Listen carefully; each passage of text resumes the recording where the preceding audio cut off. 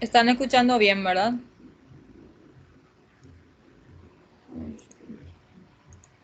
Sí, sí, Sí. estamos.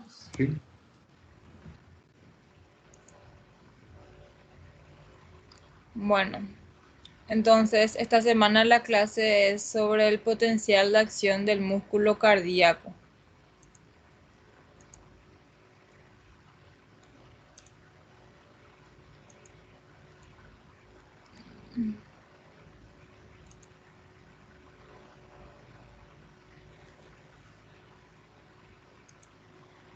Bueno, ustedes recuerdan que existe dos tipos de potencial de acción. El potencial de acción en espiga, que es el potencial de acción que tienen las neuronas y el músculo esquelético, donde las fases son tres fases. La fase de reposo, la fase de despolarización y despolarización y después repolarización. Entonces, el potencial de acción en espiga es un potencial de acción más lento. No, o sea que no es más lento, más rápido, y la contracción es menor que en el potencial de acción de meseta. Entonces, todas las neuronas, el músculo esquelético y algunos tipos de músculo liso tienen el tipo de potencial de acción en espiga. Espiga es solamente reposo, despolariza, repolariza. El potencial de acción en meseta tienen también los músculos lisos y el músculo cardíaco, donde la contracción es más sostenida. Entonces hay una mayor contracción. Entonces acá las fases ya es mayor. Acá hay 5 fases. Entonces aquí la fase 4 es la fase de reposo. En la fase de reposo, o sea que el que nos ayuda y nos mantiene esa potencial de acción, potencial de reposo, era nuestra bomba de sodio y potasio, que saca 3 sodio y mete 2 potasio. Ellos mantienen esa polaridad interna negativa, positividad externa, mantiene la cantidad de sodio afuera, potasio adentro. Entonces la bomba de sodio y potasio mantiene esa negatividad aquí adentro de la célula. Como yo ya les había explicado, acá estamos hablando del músculo cardíaco. Todas las células excitables necesitan de un estímulo para poder despolarizar. Siempre la despolarización da paso al ingreso de sodio para que adentro comience a quedarse positivo. Entonces, un estímulo abre canales de sodio. En el corazón el estímulo viene de las células del nódulo sinusal y sus células especializadas que va por el trayecto, que va a ser nódulo sinusal, aurículo ventricular, haz de His y fibras de Purkinje.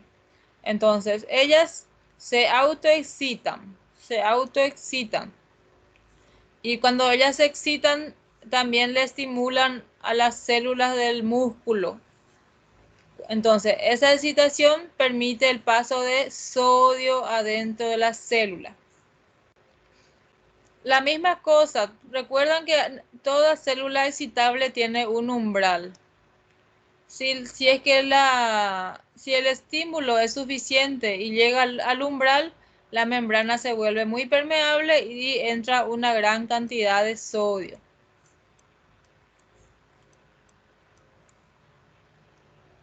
Cuando llega al punto máximo de despolarización, la membrana, en este caso membrana del corazón, del músculo cardíaco, miocardiocito, se llama esta célula, miocardiocito. Si ustedes leen miocito, es músculo esquelético. Miocardiocito, músculo cardíaco. Entonces, cuando llega al punto máximo de despolarización, la membrana tiene, ella como están muy positiva, ella cree que va a repolarizar. Entonces hay una salida transitoria de potasio. A esa fase le llamamos fase 1 o repolarización inicial. Repolarización inicial, pero existen unas proteínas, canales de calcio, voltaje dependiente. ¿Qué quiere decir eso? Que cuando están en este punto máximo, ellas son activadas y abren canales de calcio y ingresan una gran cantidad de calcio al medio intracelular y también un poco de sodio. Y entonces esto mantiene la despolarización un tiempo mayor. Todo ese calcio que Professora, ingresa, ¿qué? nesse ponto, como estão os canais de vazamento de potássio? Está aberto ou trancado? Os canais de vazamento. Acá están, lo poco que abrió no cerraron por causa que continuó entrando sodio y entró una gran cantidad de calcio. Gracias. Entonces, como ingresa una gran cantidad de calcio, y el calcio es el elemento que produce, que inicia y ayuda a la contracción del músculo, porque es el ion que se une a la troponina para que comience el golpe de fuerza. Entonces, la contracción también es más sostenida. Entonces, todo este tiempo el músculo está en contracción. Inicia en la despolarización. Después meseta. Entonces aquí es contracción. A eso, en la contracción, es cuando el corazón está expulsando la sangre. Y también es conocido como sístole. Entonces, el músculo, cuando va a comenzar la despolarización, el músculo empieza la contracción. Ingresa una gran cantidad de calcio, el músculo se contrae más fuertemente. Entonces aquí el músculo está expulsando sangre, se llama entonces también sístole. Una vez que termina la fase de meseta, se cierran los canales de sodio y calcio, se abre el canal de potasio, sale una gran cantidad de potasio, se le conoce como fase 3 o repolarización.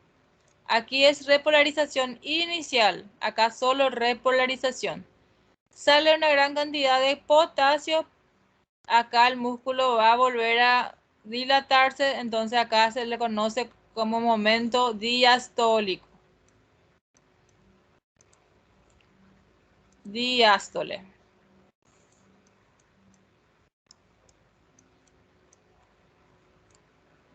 Diástole. Qué feio minha letra. ¿Están entendiendo? É diástole. ¿Eh? No repouso, na fase 4, é diástole.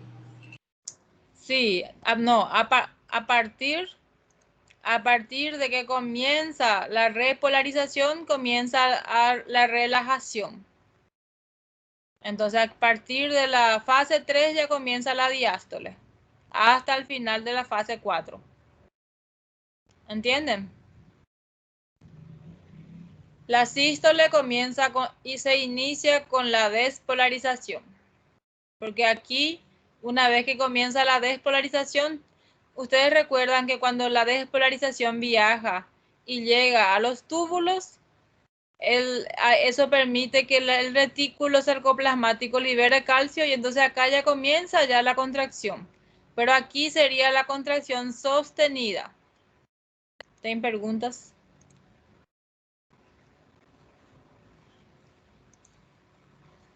¿Me están entendiendo? Sim. Entonces, más una vez.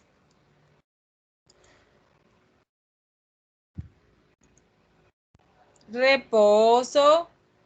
El que mantiene normalmente el reposo es nuestra bomba de sodio y potasio. se le estimula al músculo, o sea que el estímulo sería un estímulo eléctrico por el marcapaso, que es el nódulo sinusal. Esto permite el ingreso de sodio adentro de la membrana. Entonces ingresa sodio y ustedes recuerdan que la despolarización permitía que el retículo sarcoplasmático libere calcio. Entonces el músculo empieza la contracción muscular. Cuando llega al punto máximo, el corazón, la membrana del músculo tiene, o sea que como es una membrana y todas las membranas tienen la misma característica, ella cree que va a repolarizar, pero hay una salida transitoria de potasio. Entonces ella comienza un declive, pero en este punto hay proteínas, canales de calcio, que son también voltaje dependiente, que con este voltaje ellas abren. Entonces, abren canales de calcio y estos canales son demasiado grandes e ingresa una gran cantidad de calcio. Entonces, el corazón se mantiene en contracción sostenida. Entonces, a esto le conocemos como sístole y la fase de reposo, diástole. Profe, ¿Qué? no me quedó claro una cosa. ¿Los canales de calcio se abren en este pico mayor o solamente cuando está en esa fase de meseta más horizontal?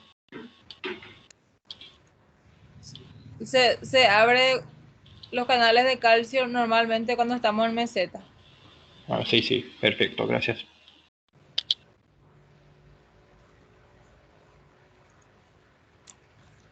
Entonces, el potencial de acción del músculo cardíaco comprenden, ¿verdad?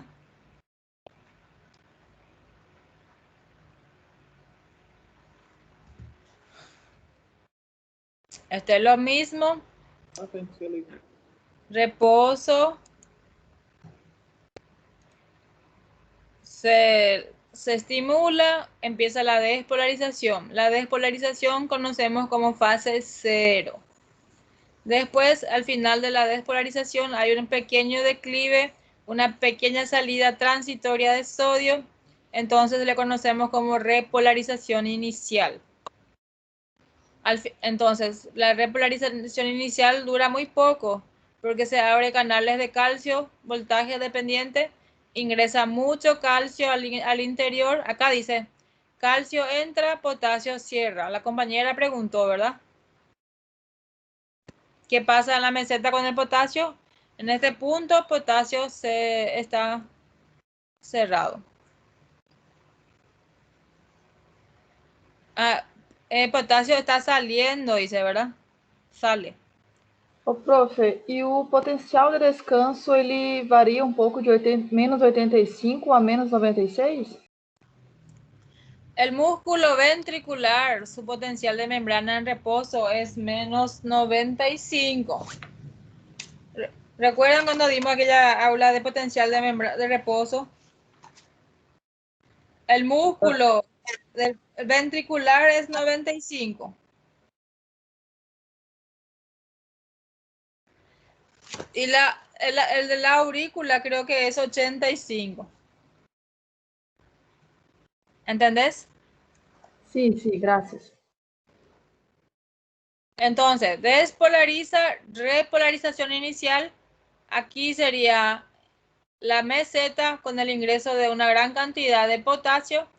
Después, aquí sale, termina la fase de meseta, se abre canales de potasio, sale potasio en una gran cantidad, vuelve fase 3, repolarización. Después vuelve a su reposo. Professora, não tem tempo refratário? Sí, tiene. Tem também, né? Tranquilo. Todas las células tienen periodo refractario, pero a ellos no se le menciona cuando hablamos de las fases, ¿entendés? Pero todos tienen un periodo refractario, donde si es que la distancia entre el punto máximo de su periodo refractario y el umbral está muy longe, se le conoce como periodo refractario absoluto. En ese punto no hay forma, si el músculo, si la célula es excitada, que vuelva a iniciar otra despolarización. Y está el transitorio, cuando la distancia no es tanta y si recibe un estímulo fuerte, puede ser que vuelva a despolarizar. Ok, obrigado, professora.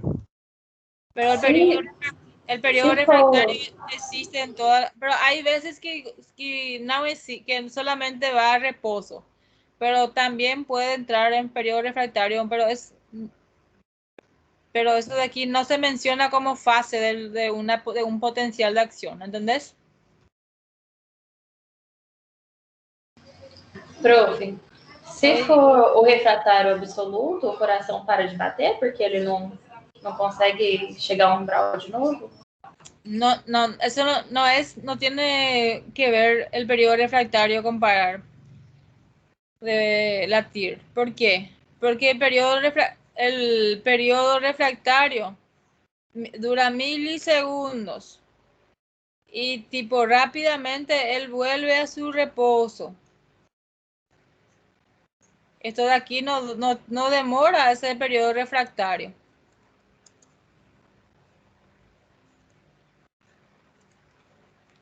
El periodo refractario no demora nada.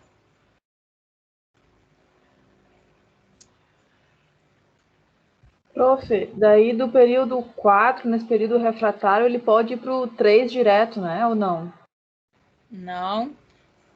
El periodo 4, reposo, llega otro estímulo, comienza de vuelta, despolariza, repolarización inicial, meseta, repolarización y vuelve al reposo. Ah, eu estava entendendo errado. Achei que fosse alguma coisa relativa com a arritmia, por exemplo. Não sei. No, la arritmia, su nombre ya dice todo, tipo, tiene un ritmo que no es normal. Viste que lo normal, yo voy a explicar aquí un poquinho sobre el electro, mas un poquinho, porque es muy claro. Entonces, potencial de acción, contracción del músculo cardíaco, tranquilo. La despolarización viaja. Cuando llega a los túbulos T, el retículo cercoplasmático también tiene voltaje dependencia, se activa ingresando una gran cantidad de calcio del retículo, del túbulo y del líquido extracelular, iniciando la contracción, uniéndose a la troponina C. Y esa parte se acuerdan todos, ¿verdad? Es el mismo, a partir de que el calcio se une a la troponina C, el evento mecánico es igual al evento del músculo esquelético, ¿entienden?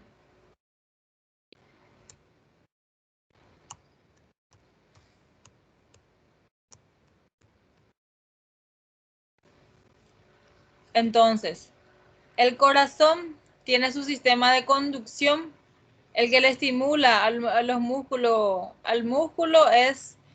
sería el sistema de conducción eléctrico, que se inicia con el nódulo sinusal.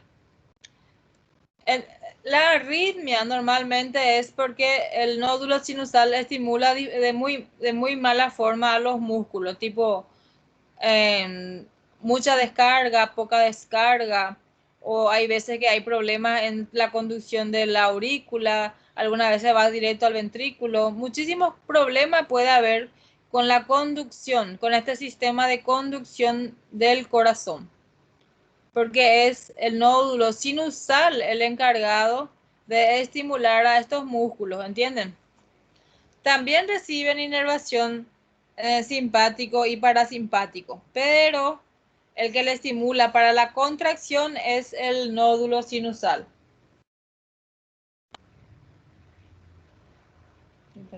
Sim, prof.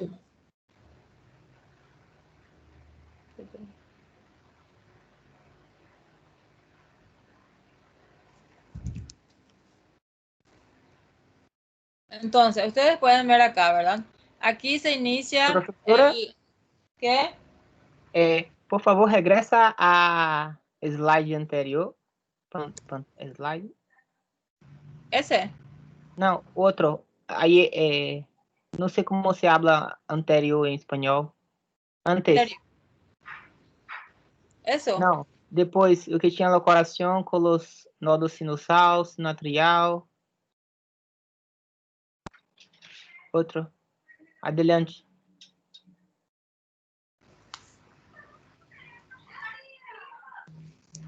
O que havia... Não, o que havia o coração com o sistema de condução de coração. Esse. Aí não há fibras de Purkinje, não é importante para potencial de ação no anterior? As fibras de Purkinje? Não entendi.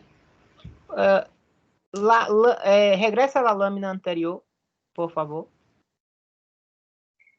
Esse, sim. Aí não há as fibras de Purkinje. Ah, solamente no. Aquí está, mira. En negro. Essas chiquitas são as fibras de Purkinje. Há uma importância para a potencial de ação cardíaca, as fibras de Purkinje? Entonces, vos podés ver que el estímulo eléctrico se inicia en el nódulo sinusal y va a aurícula derecha, aurícula izquierda. Entonces, ahí, en ese momento, las aurículas se contraen. Después, todas las ramas se unen en el nódulo aurículo-ventricular. Y ahí la despolarización viene por el tabique interventricular. Y entonces las fibras de Purkinje hacen la contracción de las paredes anterior, posterior y eso del corazón. Porque la Has de His solamente está acá en el tabique interventricular. Después, las fibras de Purkinje lo que va a estimular a las paredes laterales, anteriores, posteriores. Gracias.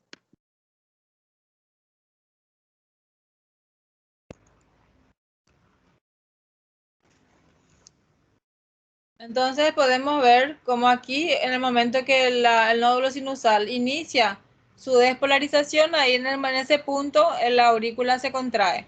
Después eso todito se une en el nódulo sinusal, aurículo ventricular, y manda a los ventrículos para que el ventrículo se contraiga. Todo esto tiene que ser, tiene que estar al mismo tiempo, todo tiene que estimular al mismo tiempo. Pero hay veces, por ejemplo, ustedes ya escucharon bloqueo de rama izquierda, bloqueo de rama derecha. ¿Ustedes ya oyeron alguna vez hablar?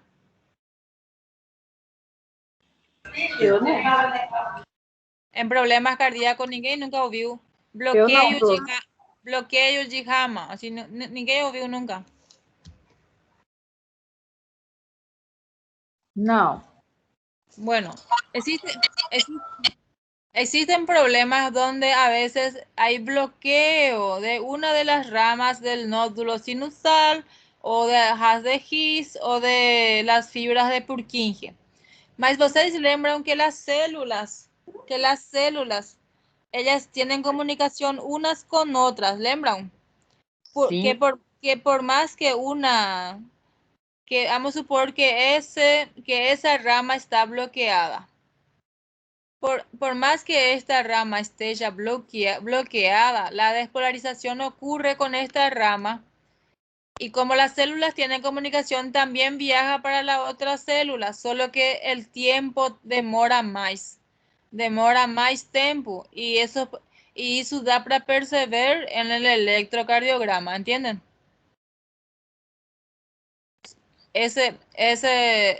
Esa onda QRS de ese lado del electrocardiograma va a ser muy diferente, por causa que demora más tiempo para la despolarización de esa parte del músculo.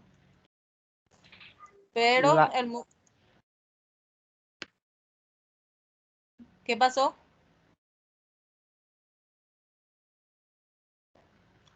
Me están siguiendo, ¿verdad? Sí, profe. Sí, tudo bien.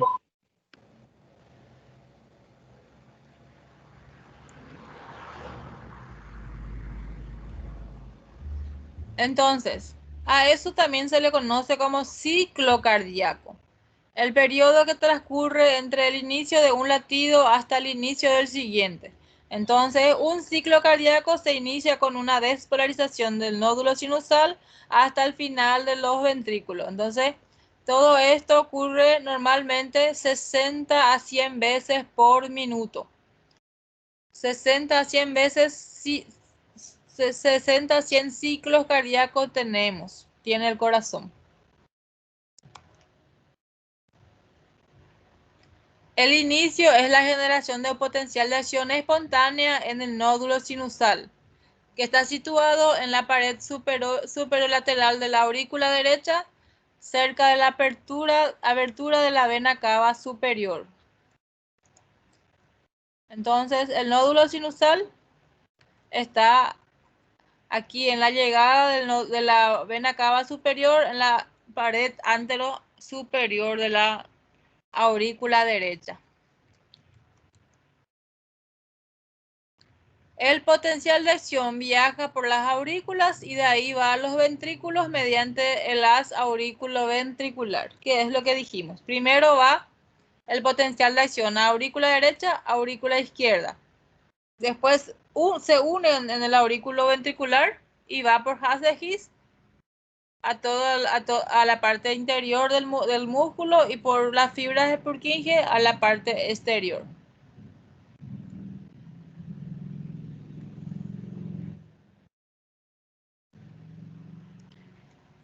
Este ciclo tiene un retardo de 0,11 segundos entre la contracción auricular y ventricular. Es lo que les dije. Primero se contrae aurícula.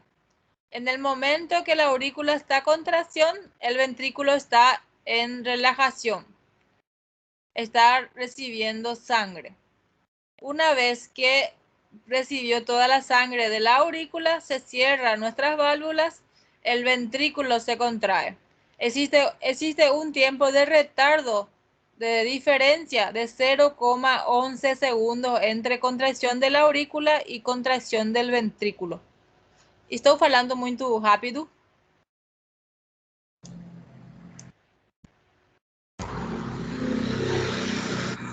Não. Um pouco, professora. Pode falar um pouquinho mais devagar?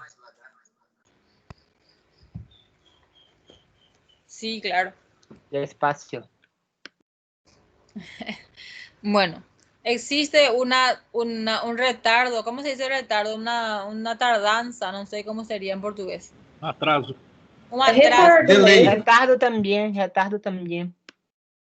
Existe un atraso, un retardo de 0,11 segundos entre la contracción de la aurícula y la contracción del ventrículo. ¿Qué quiere decir eso? Una vez que la aurícula se contrae, en ese momento el ventrículo está en relajación, se relaja. Y cuando termina la contracción del músculo de la aurícula, hasta que se inicie la contracción del ventrículo, el tiempo de diferente, el retardo o retraso es 0,11 segundos. Esto permite contraerse primero las aurículas y en ese momento que los ventrículos estén llenándose de sangre. Ese tiempo de diferencia.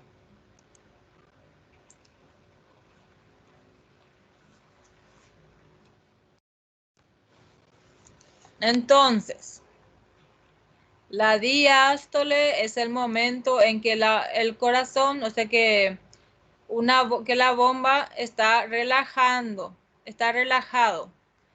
En ese momento se está hinchando o llenando de sangre.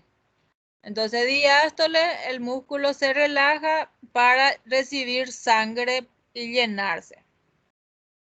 En el momento de la sístole, el músculo se contrae y se vacía de sangre. Ocurre la sístole mientras que la aurícula está en sístole, el ventrículo está en diástole y lo contrario. Cuando el ventrículo está en sístole, la aurícula está en diástole. ¿Está bien? Acá tenemos una un potencial de acción del músculo cardíaco. Aquí se inicia la despolarización. Se inicia la despolarización, a esta parte le conocemos como meseta, fin de la despolarización de la meseta, inicio de la repolarización, reposo. Entonces, el electrocardiograma, ustedes pueden ver aquí el electrocardiograma. ¿Pueden ver? Sí, sí, profe. El electrocardiograma tiene ondas. A eso le conocemos como ondas. Onda P, onda Q, onda R, onda S, onda T. Cuando hay una recta entre ondas se le conoce como segmentos. Segmentos. Cuando hay varias ondas juntas se le conoce como complejo. Entonces, la onda P que está aquí es la despolarización de la aurícula. ¿Qué quiere decir eso?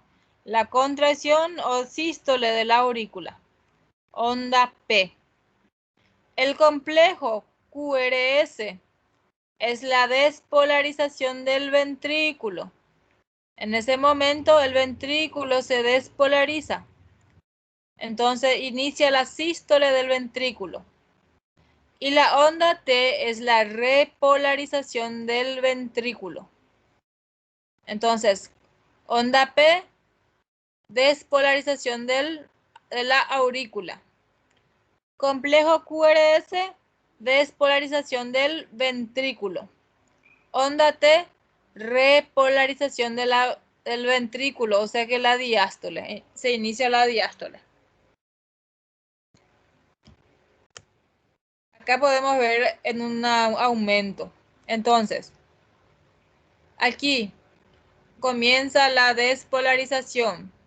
Entonces aquí comienza ¿qué? La contracción. Entonces complejo QRS, despolarización del ventrículo. Despolarización del ventrículo.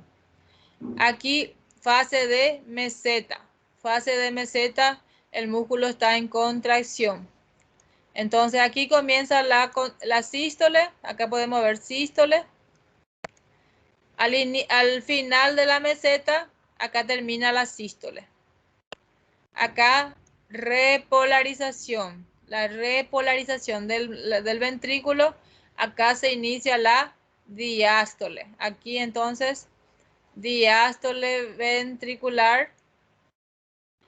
El final de la onda, aquí está QRS-P. Al final de la onda P es la repolarización del ventrículo. Onda P, repolarización. Acá, repolarización. La repolarización de la aurícula. Aquí tenemos aquí A. Solo se puede ver la repolarización de la aurícula. La despolarización de la aurícula no se puede ver porque en ese momento se inicia la despolarización del ventrículo. Entonces, por eso no hay en el electrocardiograma la repolarización de la aurícula.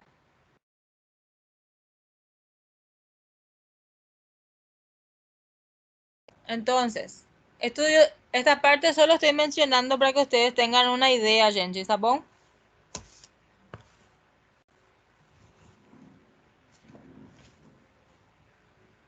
¿Están entendiendo? Sim. Professora, ¿Qué? no caso de uma bradicardia, a RR, o intervalo entre elas vai ser mais curto. Más largo va a ser si es que hay una bradicardia. Y si es que hay una taquicardia va a ser más corto. Aquí, por ejemplo, está una R. Aquí está otra R. La distancia es muy grande. Cuando hay una distancia muy grande, quiere decir que hay una bradicardia. Cuando la distancia es muy corta, hay una taquicardia. No caso, essa despolarização e a polarização, ela aumenta o fluxo de potássio e sódio? ¿Cómo así? No caso, nesse intervalo, ela perde muito tempo, ou no caso Y hay varios problemas. ¿Quién está hablando? Con el, con el tiempo, nosotros, a veces, el problema, gente, hay veces que el problema puede ser problema de conducción. A veces el problema es los sistemas, el sistema de conducción a veces tiene algún problema y hay las llamadas arritmias, ¿verdad? Y lo más común es que las personas tengan problemas de taquicardia. Y hay otros problemas donde el problema es el músculo del corazón. Cuando el problema es el músculo, no importa si recibe estímulo, el músculo no se va a contraer. Por ejemplo, en una persona que tiene un corazón que aumentó de su tamaño, que se le conoce como ay, ahora se me fue la palabra. Hipertrofia cardíaca, ¿verdad? Hipertrofia. Y eso, la hipertrofia cardíaca, cuando el corazón llega a un punto donde ya no consigue contraerse, ya no se contrae. Entonces, varios son los problemas que pueden ser que tenga o taquicardia o bradicardia.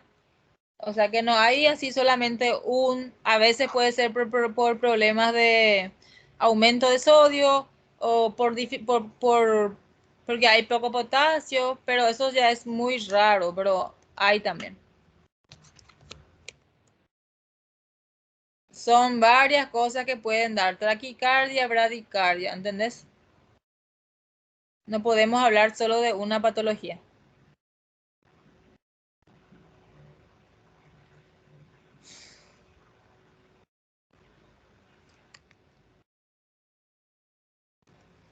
La energía química para la contracción del músculo se deriva del metabolismo de los ácidos grasos y en grado menor de los nutrientes, lactato y la glucosa. Entonces, el trabajo sería la cantidad de sangre bombeada por nivel de presión arterial que se desarrolla durante el bombeo. La velocidad que consume oxígeno por el corazón es una medida de energía que se libera durante el trabajo cardíaco. El consumo de oxígeno por el corazón es directamente proporcional a su trabajo. Cuanto más trabajo tiene, mayor consumo de oxígeno va a tener.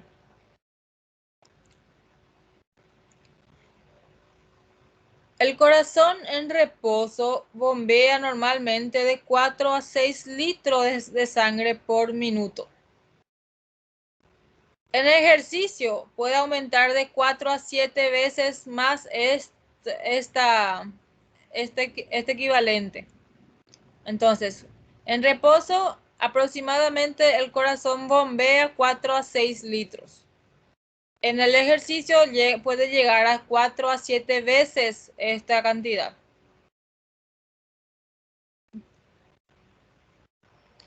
Entonces, ¿cómo se regula el trabajo del corazón? 1, por la cantidad de sangre que llega al corazón. Si llega poca sangre también, el corazón tiene una frecuencia cardíaca menor. Entonces va a tener bradicardia. Si llega mucha sangre, entonces el corazón aumenta también su fuerza, aumenta también la presión, aumenta también la frecuencia. Y otra regulación es por los sistemas nerviosos. El sistema nervioso autónomo, que es el sistema nervioso simpático y sistema nervioso parasimpático. Entonces, a esa regulación intrínseca existe una ley que regula esa regulación, que se llama mecanismo de Frank Starling. Este mecanismo dice que toda sangre, vamos a ver si no tengo una imagen.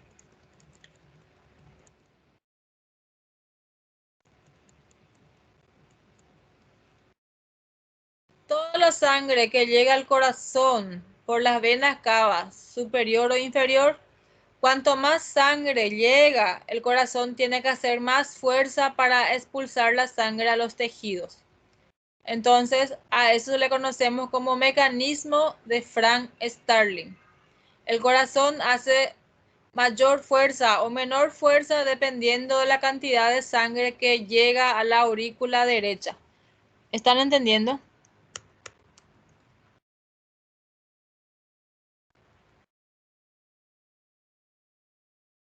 ¿Están entendiendo? Sí.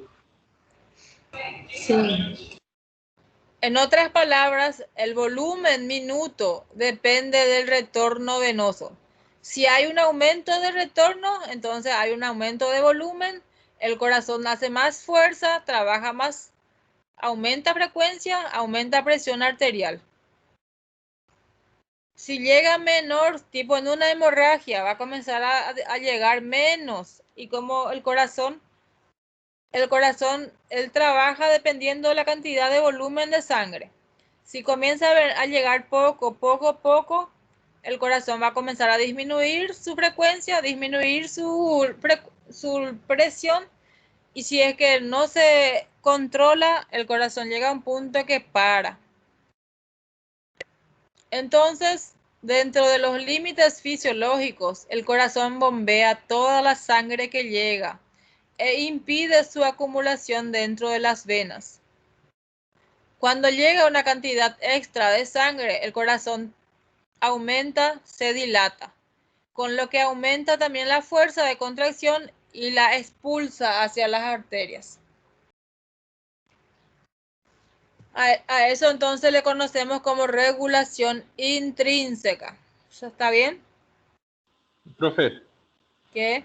pero ¿cómo sería la compensación de eso? Porque cuando se tiene un choque hipovolémico, por ejemplo, se llega poca sangre en el corazón y la piel se queda fría y el pulso se queda más rápido y también con poca presión. ¿Cómo sería este mecanismo de compensación?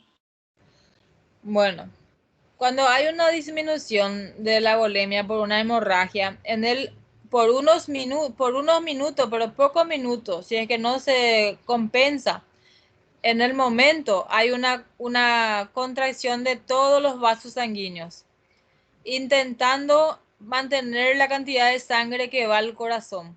Por eso hay un aumento, un aumento momentáneo de la frecuencia cardíaca, porque el cuerpo intenta mantener la cantidad de volumen haciendo vasoconstricción. Pero si es que la cantidad de sangre que se está perdiendo es mucho mayor y no se compensa, no se le carga al paciente, después el corazón se cansa y para. Sí, gracias. Pero el corazón de inicio hace vasoconstricción intentando mantener la mayor cantidad de líquido adentro. Y hay una descarga muy grande de adrenalina y eso es lo que aumenta en ese momento la frecuencia cardíaca, pero es solamente muy momentáneo. ¿Entendés? Porque es la adrenalina el que hace vasoconstricción. Sí, sí, sí. No sé si me entendiste o no me expliqué. No, no, muy bien, muy bien.